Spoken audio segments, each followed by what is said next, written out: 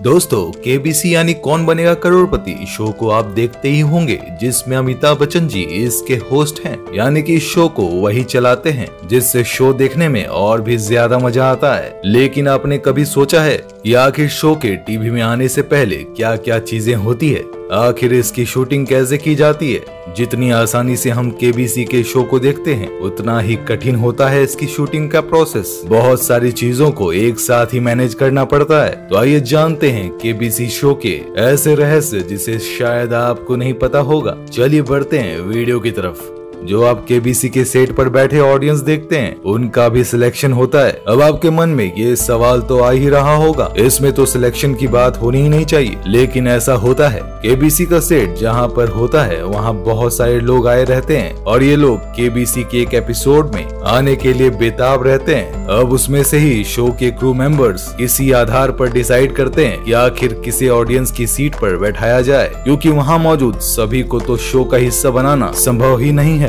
क्योंकि सेट के आसपास हजारों में लोगों की संख्या होती है।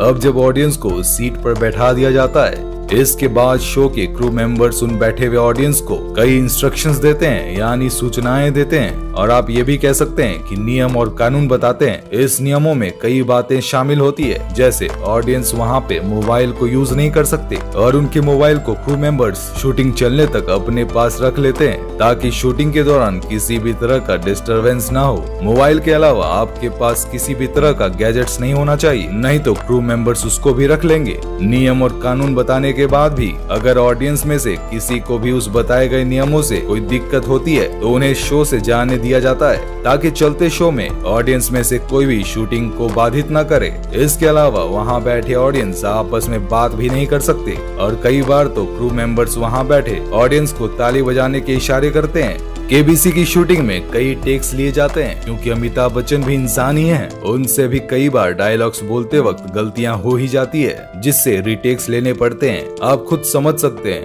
अगर रीटेक्स के बिना ही शूटिंग हो जाती तो फिर शो तो लाइव आता। लेकिन इसमें केवल अमिताभ जी गलतियां नहीं करते हैं, बल्कि अमिताभ बच्चन जी के सामने बैठे कंटेस्टेंट यानी प्रतियोगी भी गलतियां करते हैं। कई बार ये ऐसा कुछ बोल जाते हैं जिसको अमिताभ बच्चन जी के सामने बोलना ही नहीं चाहिए था, तो उन्हें भी कई बार बताया जाता है कि आपको सीमित रह के ही सारे सवाल अमिताभ बच्चन जी से पूछने हैं। इसके अलावा अमिताभ बच्चन जी से अगर कोई ऑटोग्राफ लेता है, तो उस ऑटोग्राफ को किसी सिक्योरिटी रीजन के चलते आपको उस ऑटोग्राफ को अपने साथ नहीं लेने दिया जाता है। सेट में तो कई लोग अपने फैमिली मेंबर्स के साथ आते हैं, लेकिन अगर कोई बच्चा 18 साल से कम होता है, तो उस बच्चे को कैमरे के पास बैठा दिया जाता है, ताकि वो बच्चा उस एपिसोड में नजर ही नहीं आए। वहाँ बैठे ऑडियंस के लिए खाने पीने की व्यवस्था होती है और शूटिंग के दौरान कई बार ब्रेक्स भी होते हैं, जिस वक्त ऑडियंस अपनी पेट पूजा करती है। कई बार एक दिन में कई एपिसोड्स की शूटिंग हो जाती है और ऑडियंस में से कुछ लोग पहले एपिसोड के बाद ही चले जाते हैं, क्योंकि जितना आसानी से हम शो को देख लेते हैं, उतना ही कठिन होता है एक एपिसोड की शूटिंग को करने में। मैं आपको बता दूं, हम लोग एपिसोड को शो के एडिट करने के बाद देखते हैं, लेकिन जो ऑडियंस वहाँ मौजूद होते हैं, उन्हें कई घंटों तक वहाँ रुकना पड़ता है। शो में हॉट सीट में बैठने के लिए कई राउंड्स होते हैं, लेकिन जो राउंड्स टीवी पे दिखाए जाते हैं, उसमें कंटेस्टेंट को शो की तरफ से कपड़े दिए जाते हैं और फास्टेस्ट फिंगर फर्स्ट के लिए चुने गए कंटेस्टेंट का